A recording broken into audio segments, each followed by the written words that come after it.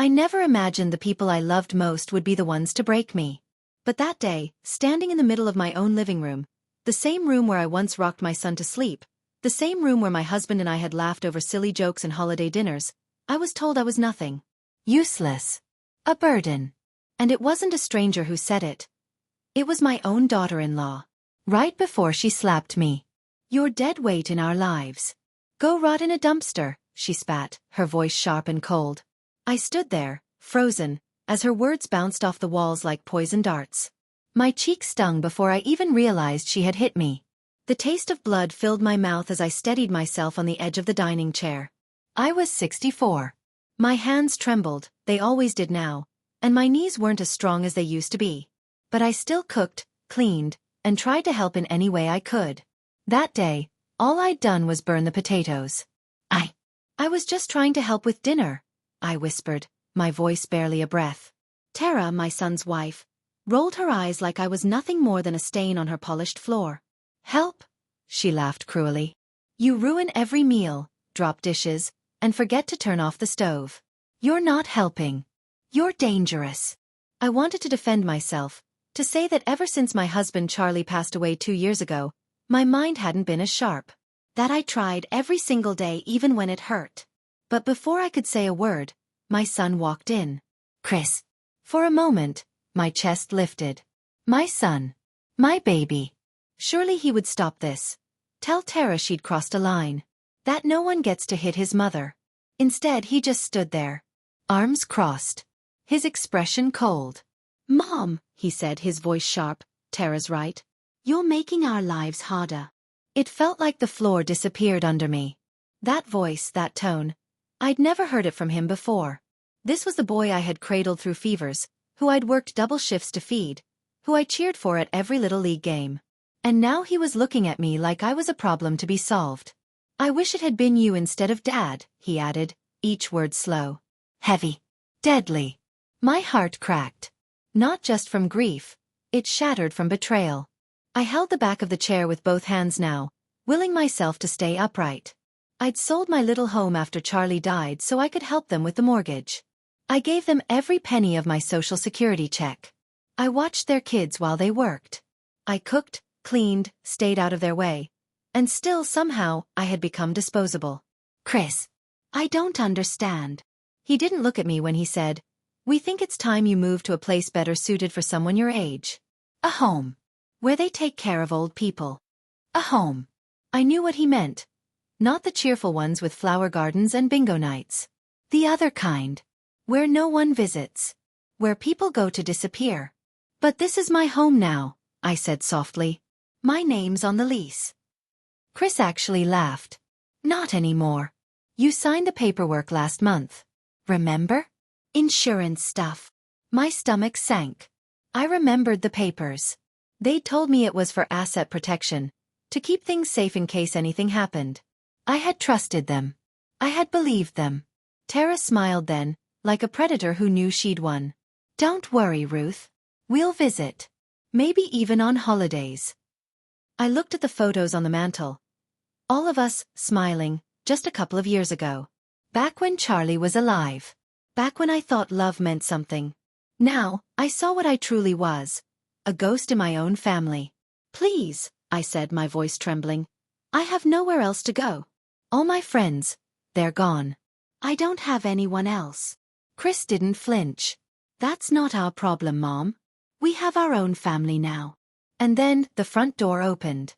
Footsteps. Slow, firm. Familiar in a way that pulled something from deep inside my chest. I turned, unsure if they'd called someone to drag me out. But when I saw who it was, I couldn't breathe. It was Aaron. My grandson. Chris's son from his first marriage. I hadn't seen him in 2 years. He'd vanished from our lives when Charlie got sick. I thought he'd moved away, forgotten about us like most young people do. But now, he looked different. He was a man now. Dressed in a sharp, tailored suit. Eyes clear, focused. "Come." He stepped inside and let the silence sit for a beat too long. "Well, well," he said, voice quiet but with something sharp beneath it. "What did I just walk in on?" Tara stiffened, spinning around. "Aaron? What are you doing here?" Aaron didn't answer her. He looked at Chris, then at me. His eyes softened, and for the first time in 2 years, I saw something I hadn't felt in ages. Safety. I came to check on Grandma Ruth, he said simply. Good thing I did. Chris tried to speak, to explain, but Aaron raised his hand, calm and slow. Because from where I'm standing, Aaron continued, pulling out his phone, it looks like my grandmother just got slapped by her daughter-in-law, while my father stood there and wished she was dead. My blood froze. My heart pounded. Had he heard it all? Tara's face drained of color.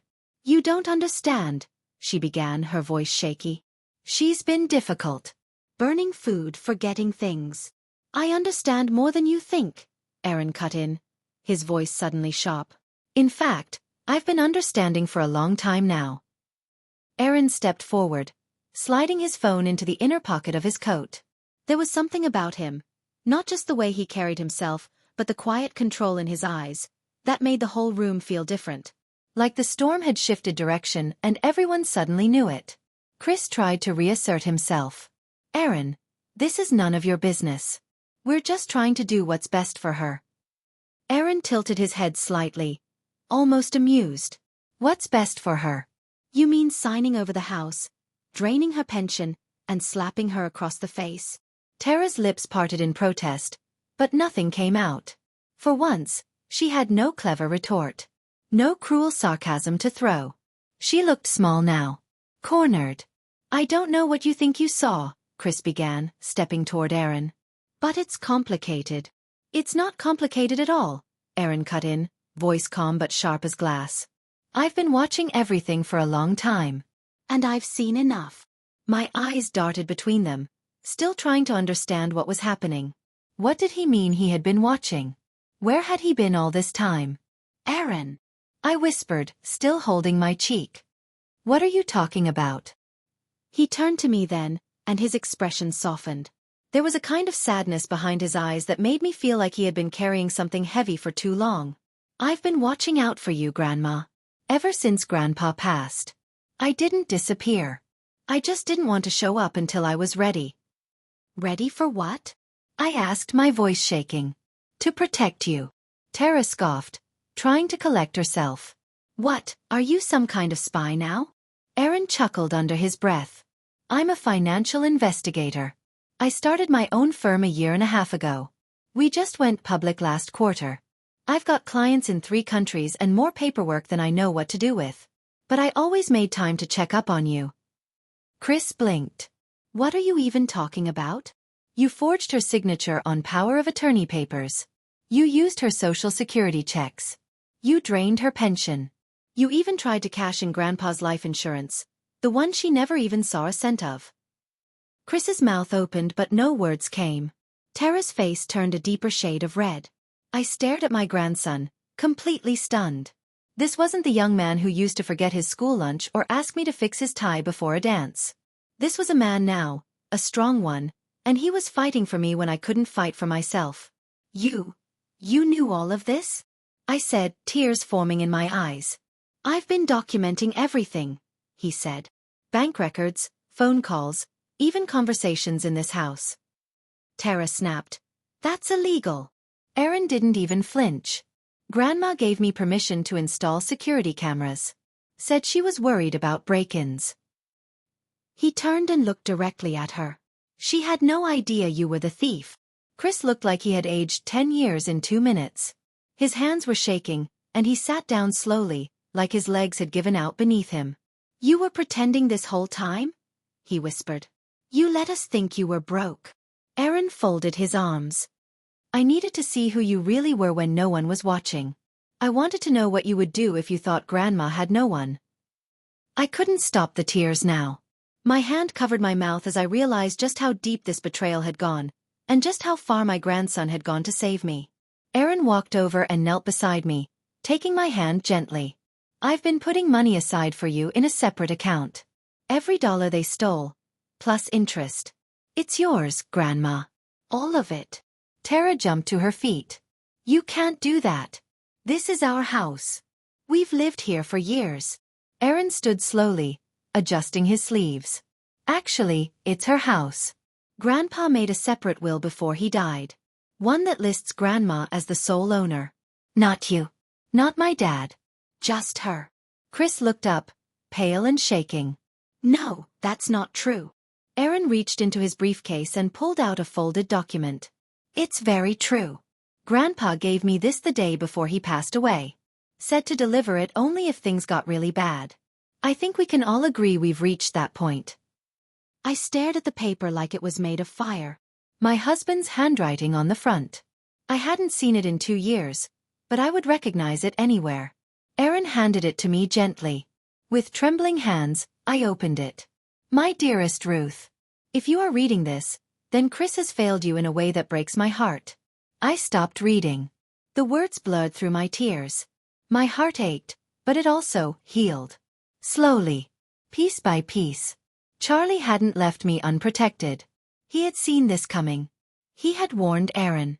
I looked up at my son. Is this true? I asked. Chris said nothing. Aaron spoke instead. Grandpa also had a paternity test done. Chris isn't his biological son. He found letters hidden by your first husband. Ones you never saw. But Grandpa raised him anyway. Out of love. Because he loved you. And now everything, the house, the investments, the savings, it's yours, Grandma. Tara looked like she had been slapped this time. Her voice shook as she shouted. We've lived here for 2 years. We painted the walls. We fixed the roof. We made this our home. And you paid for it, Aaron replied flatly. With money you stole from the woman who gave up everything for this family. My fingers tightened around the paper in my lap. Charlie's words echoed in my mind like a whisper from another world. One where he was still beside me, still protecting me. My husband had known something wasn't right. He'd prepared for it. And he had trusted Aaron to be the one who would make it right. I looked at my grandson. No, not just my grandson.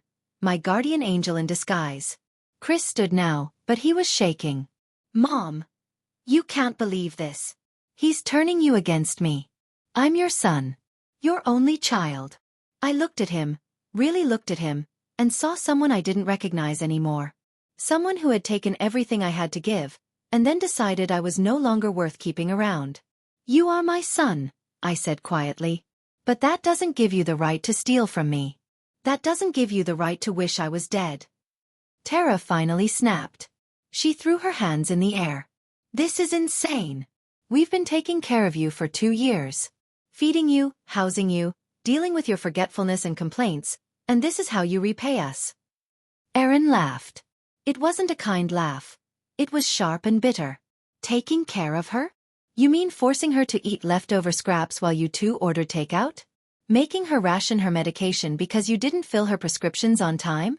Making her feel like she was a burden in her own home? Tara's voice cracked as she screamed. Do you know how expensive it is to take care of someone her age? The food, the bills, the stress. Aaron didn't even blink. He pulled another folder from his briefcase and flipped it open. Yes, I do. Because I've been tracking every penny. You've stolen approximately $87,000 from her over the last 2 years. My heart nearly stopped. I felt the weight of it like a stone on my chest. Aaron continued. You've used her pension to pay the mortgage.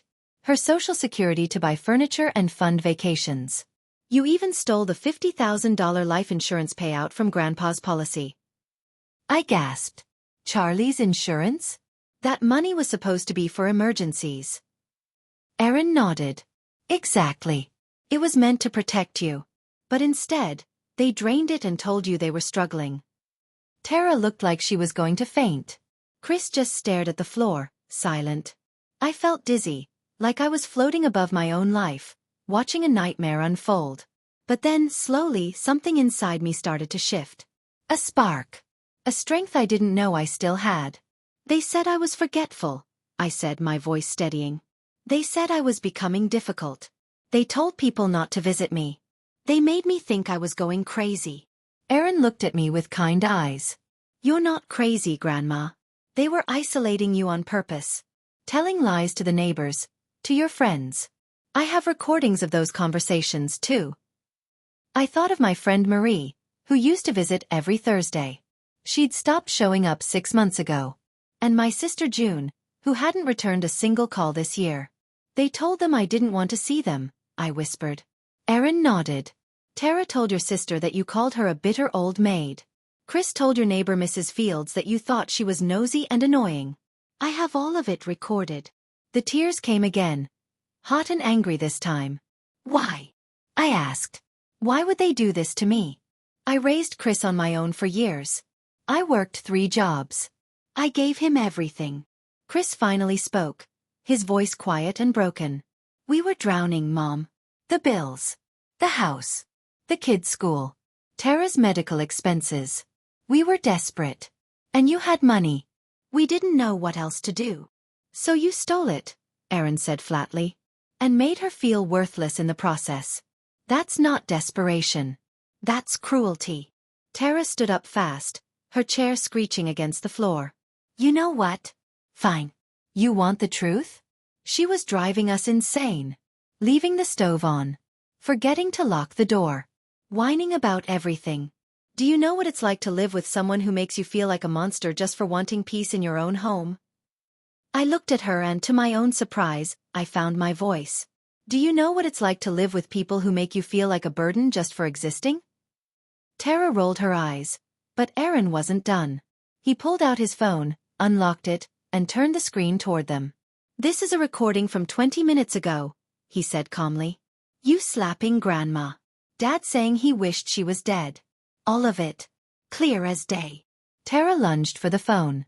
You were recording us? Erin stepped back smoothly. I've been recording conversations in this house for 6 months. Grandma gave me permission when I told her I was worried about neighborhood crime. She didn't know I was protecting her from something worse, her own family. Chris slumped back into his chair. His face was pale, defeated.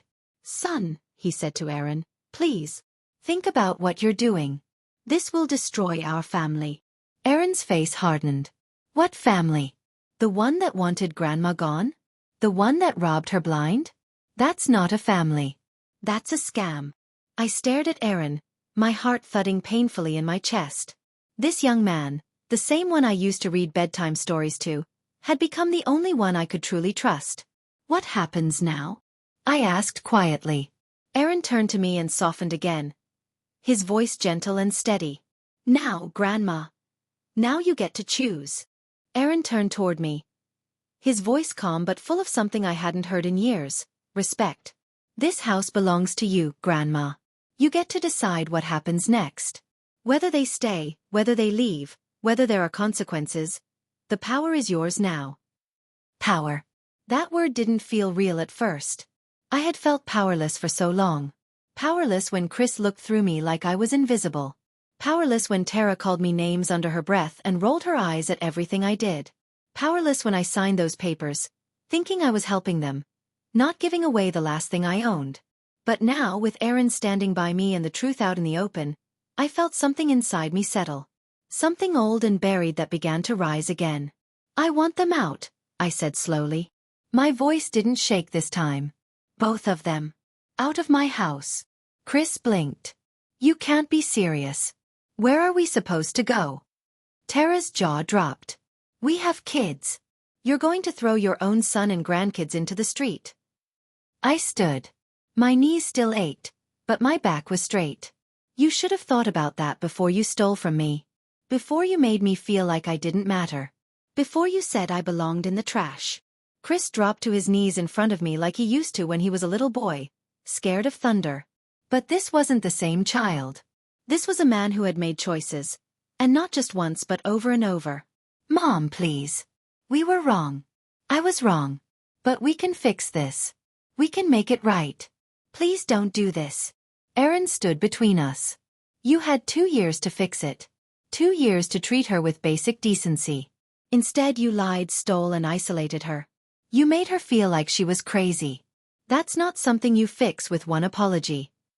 I looked down at Chris, and for a moment, I did feel that old pull. The mother in me who wanted to comfort him. But then I remembered how I'd sat alone in the kitchen night after night, eating cold leftovers while they laughed upstairs. I remembered the time Tara told me I didn't need to attend my granddaughter's school play.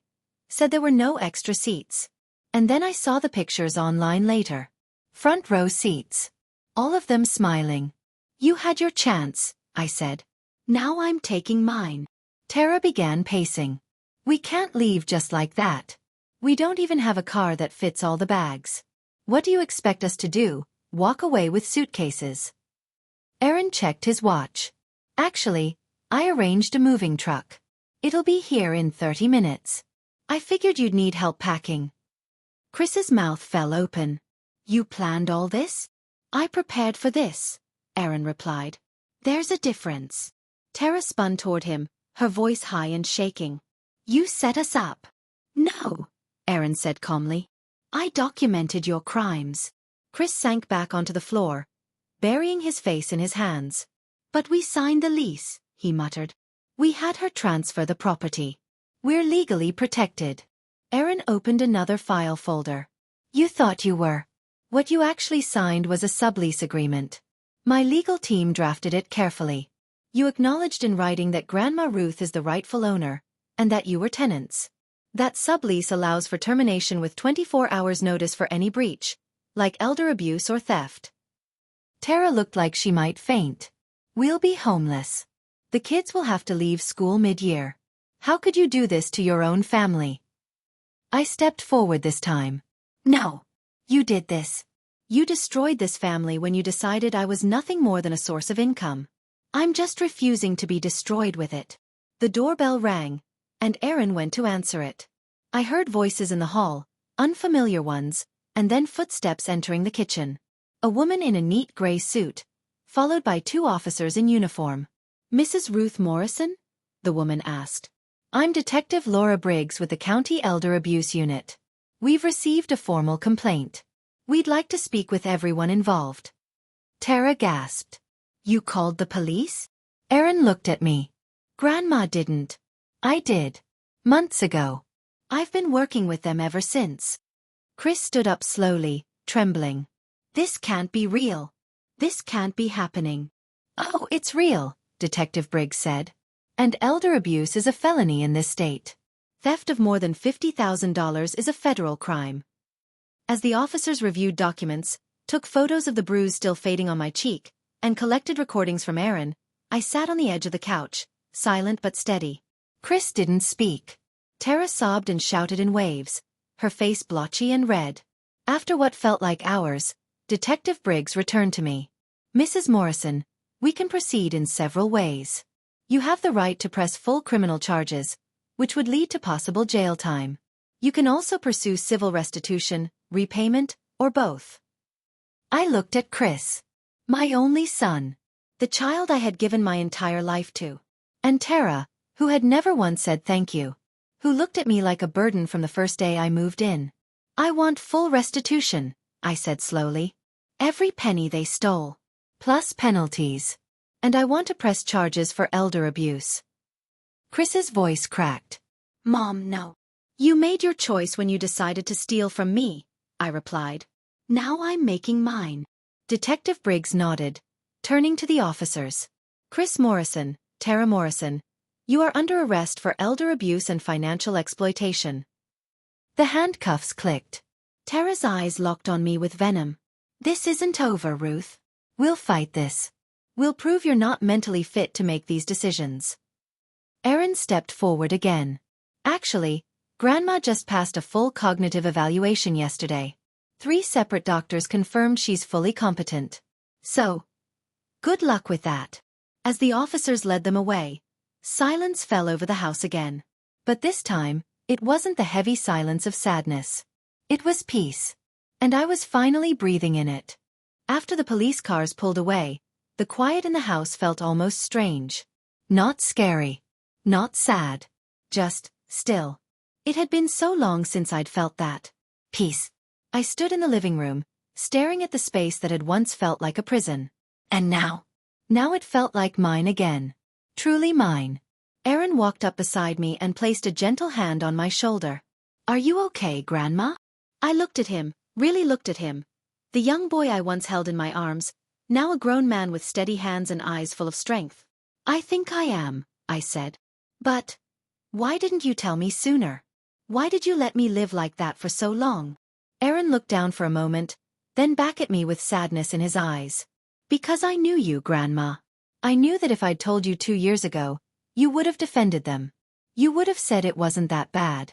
You would have forgiven them and let it keep happening. I didn't argue, because he was right. I had always made excuses for Chris. Always believed that if I just loved him enough, gave enough, waited long enough, he'd come around. Aaron continued, you needed to see for yourself just how far they were willing to go. I needed you to know it wasn't just small things. They were breaking you, Grandma. He sat down on the couch and looked away, his voice dropping. And if I waited any longer, I was scared they'd try to take full control of your life. I found drafts of guardianship papers on Tara's laptop. They were going to claim you had dementia. They wanted to make you legally incompetent and take everything. I felt sick. The room seemed to tilt for a moment.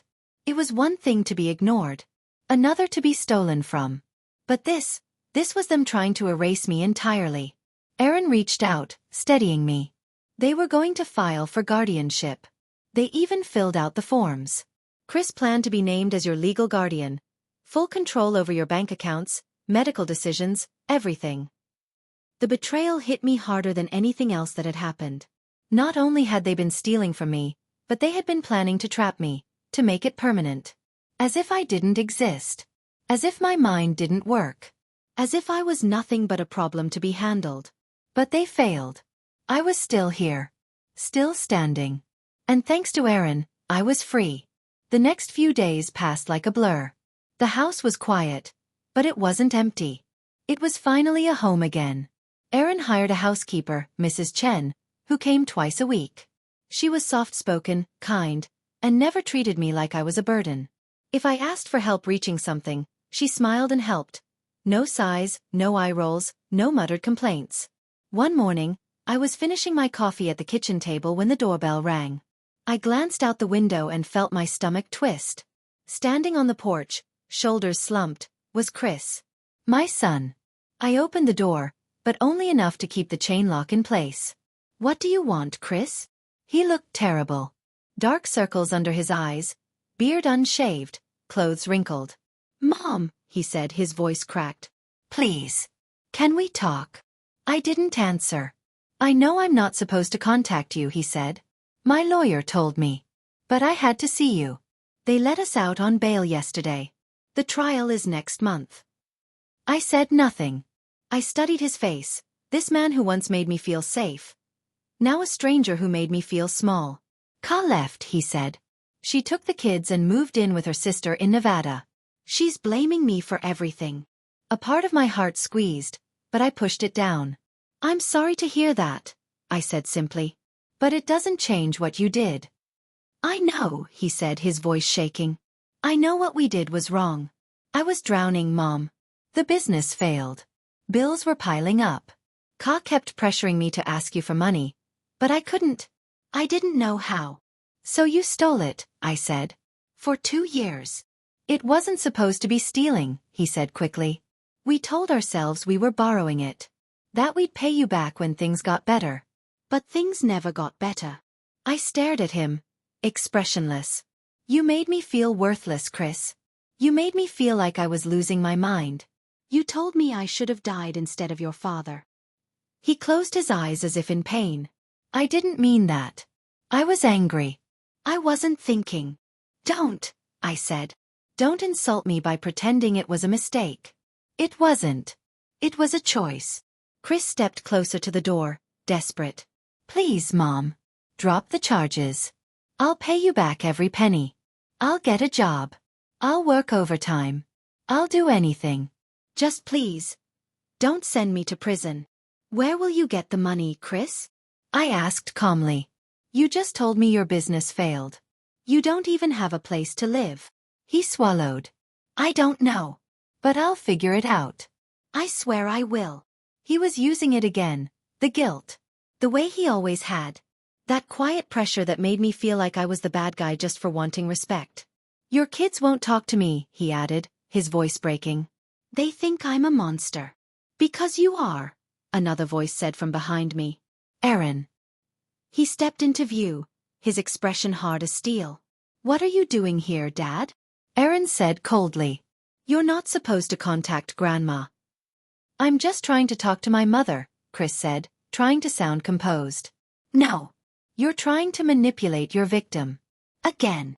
Chris turned to Aaron, eyes wide with desperation. Son, please. I'm your father. You don't want me to go to prison, do you? Aaron's laugh was sharp. Your son? When have you ever acted like my father? You forgot my birthday 3 years in a row. You didn't come to my graduation. You told people I was a failure who'd never amount to anything. Don't use that word now. Father. You lost that title long ago. I watched the two of them, my heart aching. I hadn't realized how deep Aaron's wounds went. But now I saw them, all of them. And they were bleeding. I've made mistakes, Chris whispered. But we can fix this. We can be a family again. Aaron shook his head. We were never a family. Families don't abuse their elders. Families don't lie, steal, and isolate the people who raised them.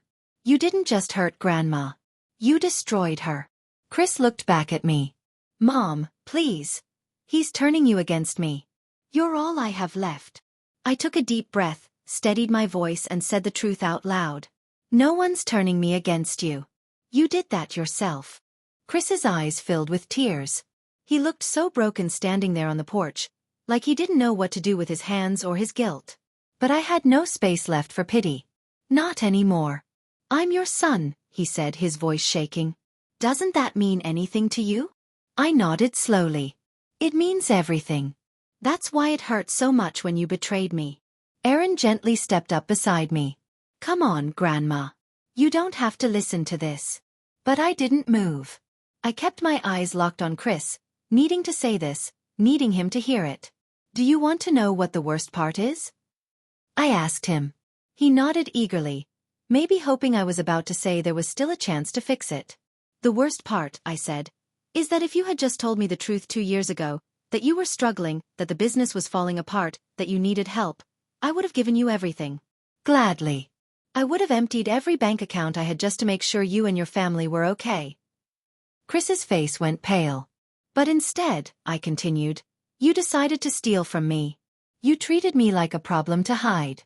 Like trash. You took my money, my security, and made me feel like a burden in the house I helped you pay for. That's what you chose. That's why I can't help you now. He didn't speak. He just stood there, breathing hard, eyes full of something between regret and disbelief. Like he still hadn't accepted that there were consequences for what he'd done. I can make it right, he whispered. Please, Mom. One more chance. I looked at the man who had once been my little boy, who used to fall asleep on my chest while I hummed lullabies, who used to draw me pictures of us holding hands under a bright yellow sun. I had loved that boy with everything in me. But the man in front of me wasn't him anymore. I gave you hundreds of chances, I said. My voice was clear now. Firm. Every day I stayed silent when you insulted me. Every time you took my money, I gave you a chance to be honest. Every time Tara mistreated me, I gave you a chance to defend me. You didn't take a single one. He opened his mouth like he wanted to argue, but no words came. He knew I was right. So no, I said. I won't give you another chance to hurt me. The hope faded from his face like sunlight disappearing behind clouds. So that's it? You're going to let me go to prison? I'm not letting you do anything, I replied. You made your choices. I'm just not saving you from them. Aaron stepped closer, putting a protective hand on my shoulder. Dad, you need to leave. Nah. Before I call the police for breaking your bail agreement. Chris looked at us one last time, then turned and walked back toward his car. I watched him get in, start the engine, and drive away without looking back. Something broke inside my chest. Not my resolve, but that tiny piece of guilt I hadn't been able to let go of. And once it snapped, I felt lighter. Not happier, not yet, but free. Aaron looked at me, concern still in his eyes. Are you okay? I leaned back against the door, letting out a long breath I felt like I'd been holding for years. I think I am. For the first time in a long, long time. I think I really am. But I knew the hardest part was still ahead. The trial. In just a few weeks, I'd be standing in a courtroom, testifying against my own son. I'd have to look him in the eye and tell a judge how he stole from me, lied to me, abused me, and I'd have to do it knowing it could send him to prison for years. And the question that kept haunting me was this: would I be strong enough to follow through? The courthouse was more intimidating than I imagined. Cold, tall walls. Marble floors that echoed with every step. As Aaron helped me walk up the front steps, I felt the weight of every year of my age in my bones. But I also felt my spine straighten as we reached the courtroom door. I wasn't just a scared old woman anymore. I was someone standing up for herself. The trial lasted 3 days.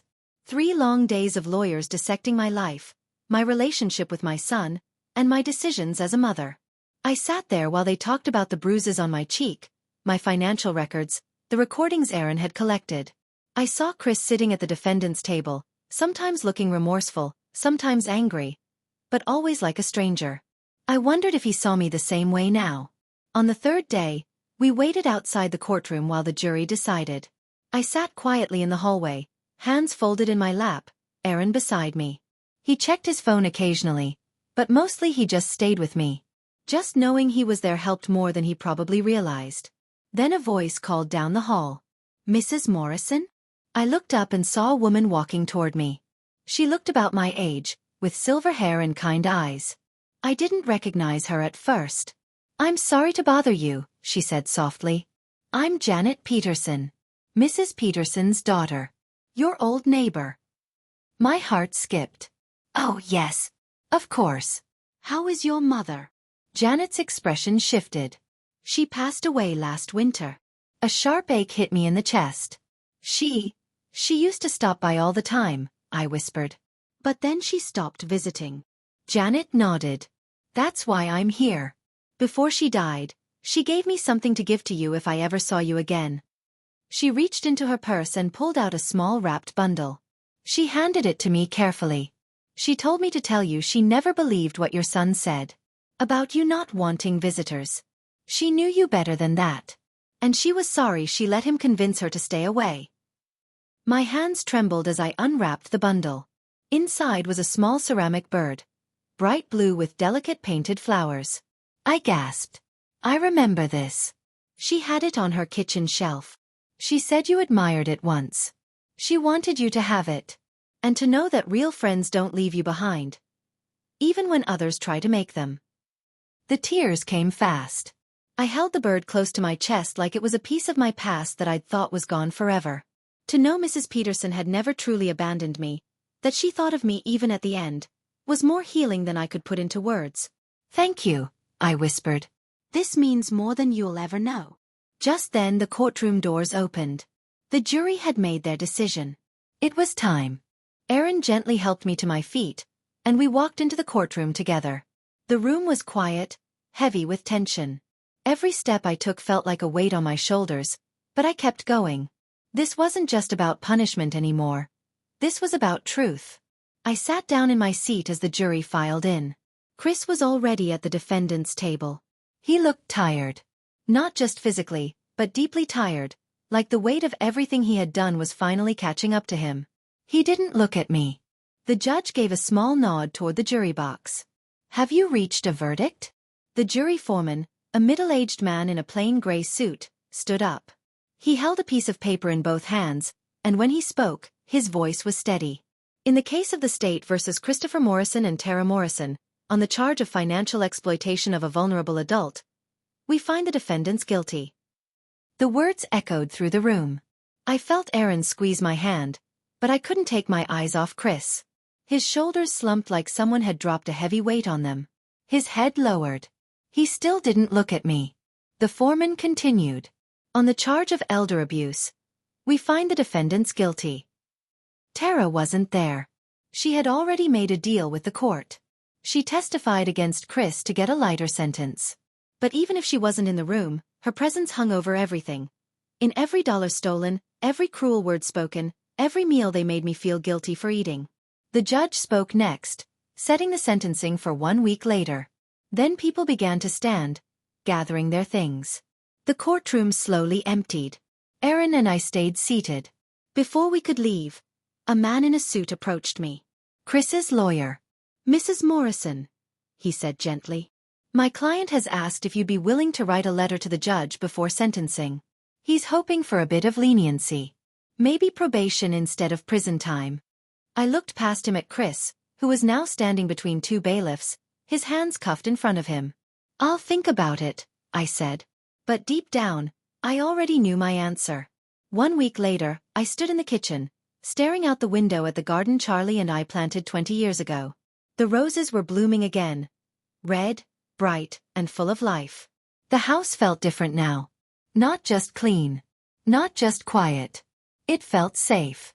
Aaron had moved into the guest room for a while. He said it was to keep me company, but I knew he needed me too. Learning the truth about his father had been hard on him. Watching someone you love fall apart isn't easy. Especially when that someone is supposed to protect you. "The sentencing is in an hour," Aaron said as he stepped into the kitchen. "Are you ready?" I nodded and touched the little blue ceramic bird sitting on the windowsill. Mrs. Peterson's gift. Her quiet way of reminding me that I was never really forgotten. "Yes," I said. "I'm ready." Back at the courthouse, the judge read the final decision. Chris was sentenced to 3 years in prison, with a chance for parole after 18 months if he completed a financial responsibility program and paid full restitution. Tara, who had accepted a plea deal, was given 2 years of probation and community service. She had agreed to repay her part of the money, though everyone knew she probably never would. After the gavel fell, Chris was allowed one final moment with family before he was taken into custody.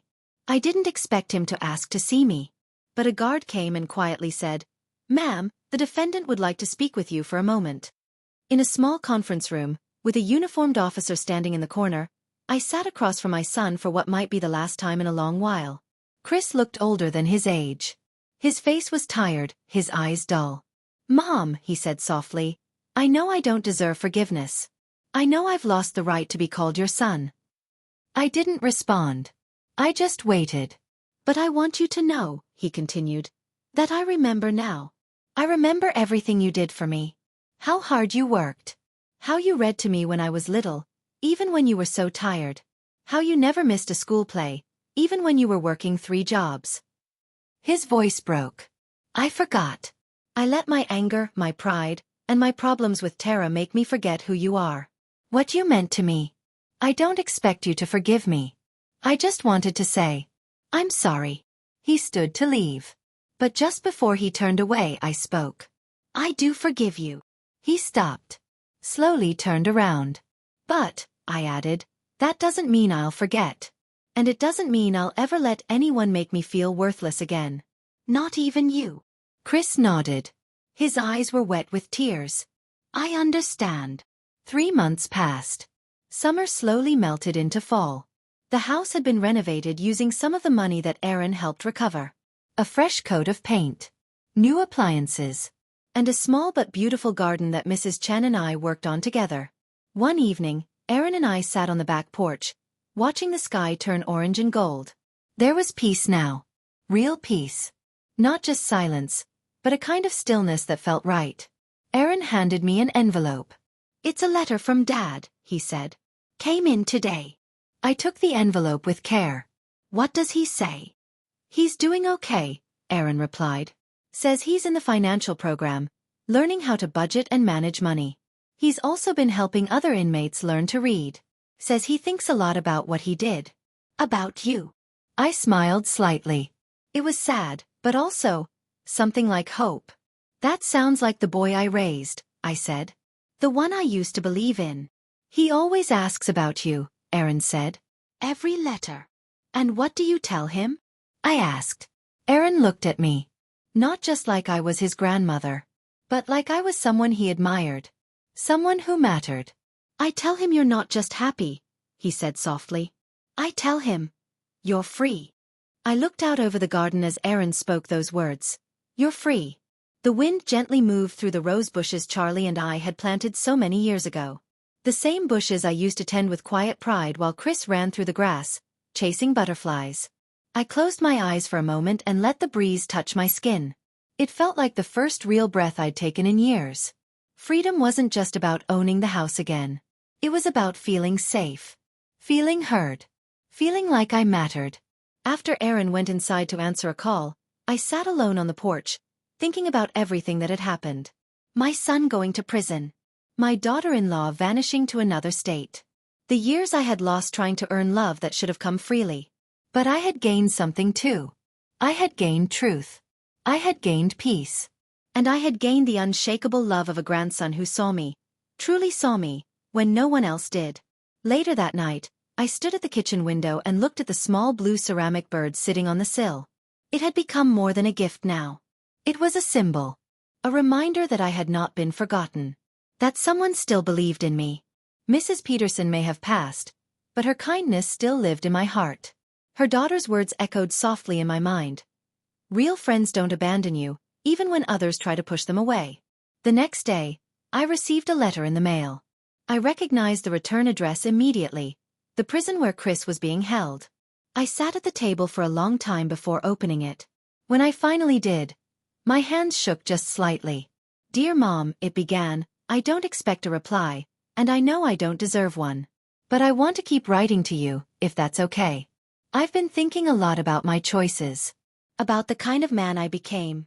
And the kind of man I want to be if I ever get the chance." The letter went on. He talked about the books he was reading. The men he was helping in the prison's literacy program. He mentioned Aaron too. Said he hoped his son would someday forgive him. Said he was proud of him, even if he couldn't say it in person. I folded the letter carefully and placed it in a drawer, unsure if I'd write back. But something inside me softened. Not because I was ready to rebuild anything, but because maybe, just maybe, Chris was trying, finally, to be a better man. One morning not long after, I was watering the roses when Aaron joined me in the garden. He wore jeans and a plain t-shirt instead of his usual business clothes. It made him look younger, more like the boy I used to walk to school. "Thinking about Grandpa?" he asked. I smiled. "Always." We stood there for a while, just listening to the birds. Then Aaron said something that took me by surprise. "Do you ever regret it?" "Regret what?" "Giving them everything. Believing in them." I thought for a moment. The truth wasn't simple. "I regret being blind to who they became," I said. "But I don't regret loving them. Or trying. That's who I am, Aaron. I can't change that." He nodded slowly, like he understood. "But now," I added, "I've learned to love myself too." That part took longer. Aaron smiled and gently took the watering can from my hands. "Let me do this. You sit and enjoy your garden." I sat on the old wooden bench Charlie had built.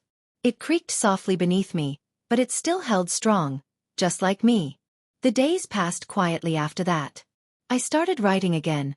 Something I hadn't done since before Charlie passed. Just thoughts. Memories.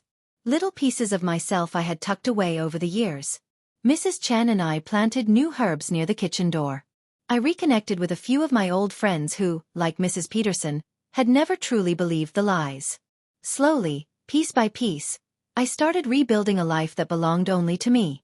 Then, one evening, Aaron walked into the kitchen holding his phone. "Grandma," he said, "there's something you need to see." He showed me a video. Tara, standing in front of a local news camera, crying, playing the victim. "They threw us out like garbage," she said. "We took care of her. We gave her everything. And now my children are suffering because of it." I watched silently as the reporter asked her about the charges. Tara denied everything. Blamed Chris. Blamed Aaron. Even blamed me. Said I had made up stories to turn everyone against her. Aaron looked at me, waiting for a reaction. But I just shook my head. Let her talk. People who live in lies always end up drowning in them. I'm done wasting my energy on someone who used me. Aaron smiled a little. "You really are free." "I am," I said. "And I want to spend whatever time I have left living like it." We didn't watch the rest of the video. Instead we made tea. Sat in the living room. Talked about everything except the past. We talked about Aaron's business, the places he wanted to visit, the books I was reading. We laughed. Really laughed. For the first time in ages. Before bed that night, I stood by the window. The stars outside twinkled quietly above the trees. I thought of Charlie. Of everything we had built. And I whispered, "I'm okay now. You were right to trust Aaron. He saved me." Then I turned off the lights and let the peace carry me into sleep. The next morning, I woke up before sunrise. I hadn't done that in years. Not because I had to, but because I wanted to. I made myself a cup of tea and walked outside barefoot, letting the cool porch boards press gently against my feet. The sky was still soft blue with a hint of pink. Peace like that couldn't be bought. It had to be earned, and I had earned every second of it. Aaron came outside a little later, rubbing his eyes and holding his own cup of coffee. "You always been a morning person?" he asked. "Only when I'm happy," I said, smiling gently. He smiled back. "That's a good reason to be up early." We sat in silence, listening to birds chirping in the trees and the leaves rustling gently with the breeze. For once, there was no need to fill the air with words. Everything we needed was right there between us. A week later, I got another letter from Chris. It was shorter this time, but different too. More honest. "Dear Mom, I understand now that the pain I caused wasn't just about money. It was how I made you feel. Invisible, unwanted, unloved. I didn't see it then. I was too caught up in my own problems to look at yours. I know a letter won't fix it, but I just want you to know I see it now. I see you. I'm learning things here. Not just about budgeting or job training. I'm learning how to listen, how to take responsibility, and maybe someday, how to be someone worthy of being your son again. Love, Chris." I stared at that letter for a long time. I didn't cry. Not because I wasn't touched. I was. But because it wasn't pain anymore. It was something softer. Like closure. Maybe people really could change, if they were willing to face who they'd become. That afternoon, I decided to write back. It wasn't a long letter. Just a few lines. "Dear Chris, thank you for your letter. I'm glad you're learning, and I truly hope you keep going. I don't know what the future holds for us, but I believe healing is possible if it's earned. Keep doing the work. That's the only way forward. Take care of yourself. Mom." I sealed the envelope with steady hands. I wasn't writing it for him. Not really. I was writing it for me. To close a chapter that had dragged on far too long. As weeks passed, the quiet rhythm of life settled in again. Aaron went back to his apartment but still came by often. Especially for Sunday dinners. I started volunteering at a local community center, reading stories to children in the afternoon. They loved the old fairy tales, especially the ones with wise grandmothers. It made me smile every time they asked, "Can you tell us one more?" In a way, I was finding pieces of myself I had lost. The Ruth I used to be. The woman who had joy in small things. Who danced while cooking, who kept fresh flowers on the table even when no one was visiting. I even reconnected with my sister, June. It had been years since we last spoke. After Tara and Chris convinced her I didn't want to see anyone, she had stepped back. But one afternoon, after learning the truth from Aaron, she showed up at my doorstep. I opened the door, and we just stared at each other. "I'm so sorry," she whispered, eyes already full of tears. I stepped forward and hugged her before either of us could say another word. Over tea we caught up on everything. Her garden, her grandkids, her health. And eventually, we talked about what had happened. "I should have come," she said. "I should have asked more questions." "They were very convincing," I said. "They knew exactly what to say. And I didn't even realize how far I had sunk." June reached across the table and took my hand. "Well, you're standing now. Taller than ever." We both laughed, and it felt like we were little girls again. It was strange how healing didn't always come with big moments. Sometimes it was small ones. The sound of a familiar laugh, the feel of sunlight on your skin, the warmth of a sister's hand in yours. That night, Aaron and I sat on the porch again. The stars above us were bright and clear. He told me about a new case he was working on, something involving an older man whose children were trying to take over his estate. "It feels personal now," Aaron said. "I used to take cases like this because they paid well. Now I take them because I want to stop it from happening to anyone else." I looked at him with quiet pride. "You're becoming the man your grandfather always knew you could be." He smiled at that, eyes a little wet. "He used to say that, didn't he?" "All the time," I said. "And now I say it too." We sat there for a long time after that. No words, just the cool night air and the soft hum of crickets in the grass. And for the first time in what felt like forever, I realized I wasn't just surviving anymore. I was living. Fall turned into winter. The leaves outside changed from green to gold to bare branches, and I watched it all from the warmth of the kitchen window. The same spot where I had once stood in silence, wondering if anyone would ever really see me again. Now everything had changed. I spent my mornings tending to the small herb garden, even in the cold, wrapping myself in a shawl Charlie had bought me long ago. It still smelled faintly of cedar and warmth. I'd touch the fabric and remember a time when love came without fear, without price. And now love had returned. Not from the people I'd once begged for it, but from those who gave it freely. My grandson. My old friends. Even strangers at the community center who smiled when they saw me walk in the room. One afternoon, while helping Mrs. Chen make a pie for the holiday fundraiser, I paused and looked around my kitchen. The same kitchen where I had once been called dead weight. Where I had been slapped, belittled, forgotten. Now it smelled of cinnamon and apples. The windows sparkled. The walls, once dull and shadowed with sadness, now glowed with light. It was the same space, but it felt brand new. Not because the room had changed but because I had.